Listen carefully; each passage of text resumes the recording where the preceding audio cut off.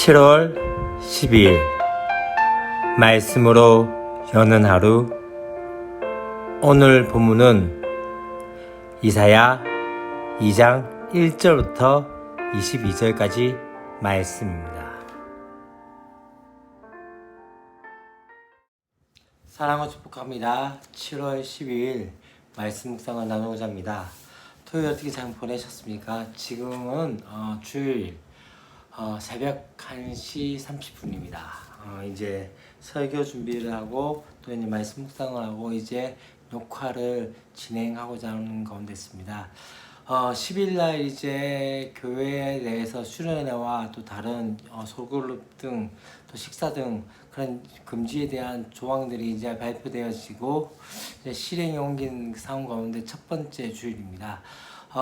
참 두렵고 떨리고 또 아이들이 또 어떻게 나올지 좀 염려는 됩니다. 그렇지만은 또 기대도 되어지는 것 같습니다. 하나님의 사람들이 또 어떻게 또 올 수 있냐, 또 하나님의 사람들을 또 하나님께서 어떻게 또 만들어 가시냐에 대해서 생각하면서 다시 한번 기대도 하는 그런 시간이 될 것 같습니다. 그 가운데서 다시 한번 주일 가운데 하나님의 말씀이 선포되어질 때 우리 사랑하는 친구들 가운데 또 사랑하는 아이들 가운데 더욱더 믿음으로 살아가는 것들이 무엇인지를 경험할 수 있는 그런 시간이 되었으면 좋겠다는 생각이 되었습니다. 오늘 말씀은 이사야 2장 1절부터 22절까지 말씀입니다.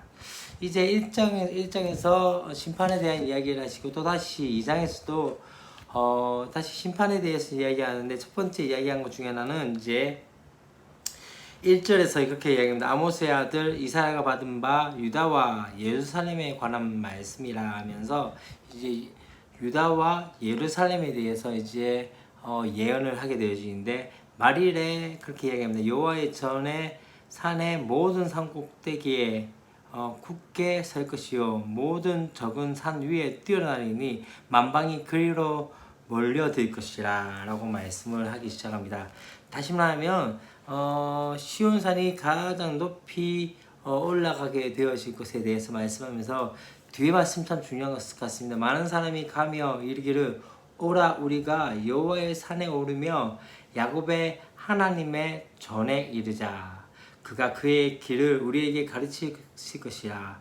우리가 그 길로 행하리라 하리니 이는 율법이 어디에서요? 시온에서 나오고 여호와의 말씀이 예루살렘에서부터 나올 것임이라. 다시 말하면 많은 사람들이 여호와의 산에 올라가서 하나님의 전에서 그 가운데 그의 길을 가르칠 것이라고 말씀하시면서 다시 한번 회복과 은혜, 주의 율법이 시온에서 나오며 주의 말씀이 예루살렘에서 나오게 될 것에 대해서 이야기하고 합니다. 그러고 난 다음에 끝난 것이 아니라 그 다음에 참 중요한 것이 칼을 쳐서 보습으로 만들고 그들의 창을 쳐서 낫으로 만들 것이며 하면서 이 나라와 저 나라가 다시는 칼을 들고 서로 치지 아니하며 다시는 전쟁을 연습하지 아니하리라 하면서 야곱 족속아 우리가 여호와의 빛에 행하자라고 말씀합니다.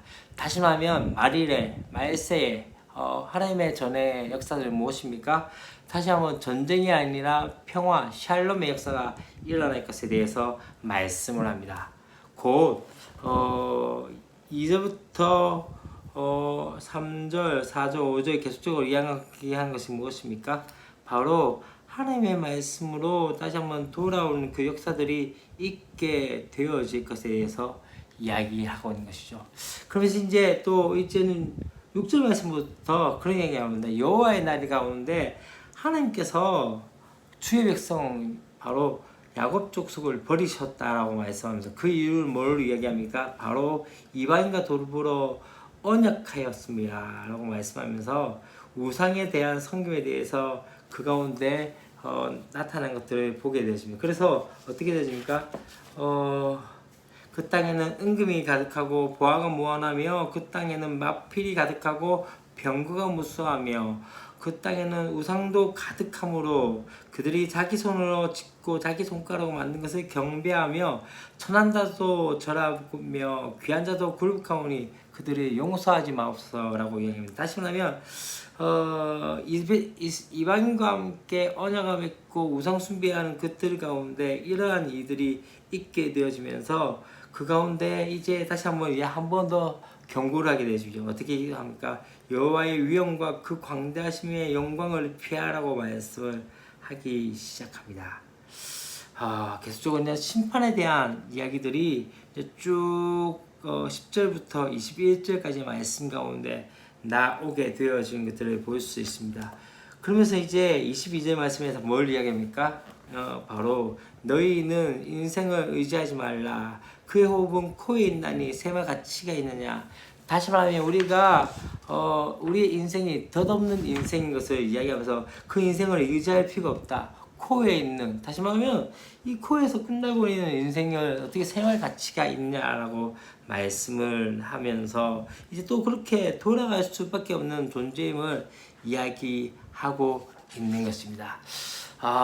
오늘 조금 이제 또 내일 주일을 준비하는 상황들 가운데서 좀 더 말씀을 나누고 싶지만 조금은 오늘은 저도 잘 준비가 안 된 것 같습니다만은 가장 중요한 말씀은 그것인 것 같습니다. 바로 말일에 마지막 날에 말세에 모든 산 위에 시온의 산이 뛰어나게 되어지며 그렇게 회복을 시키실 것이며 그 가운데 어떤 이야기가 나옵니까?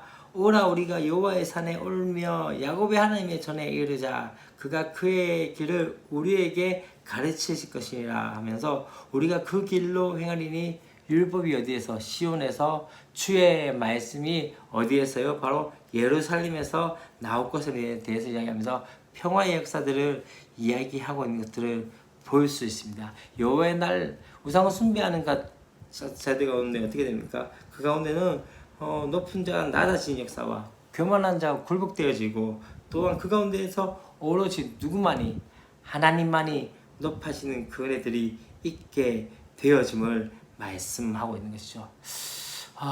다시 한번 이사야서의 말씀 가운데 가장 중요한 것은 하나님의 말씀 또한 율법을 통해서 다시 한번 우리 가운데 새롭게 되어질 그 은혜들을 구하는 저와 여러분이 되었으면 좋겠습니다. 기도하겠습니다. 하나님 아버지 감사합니다.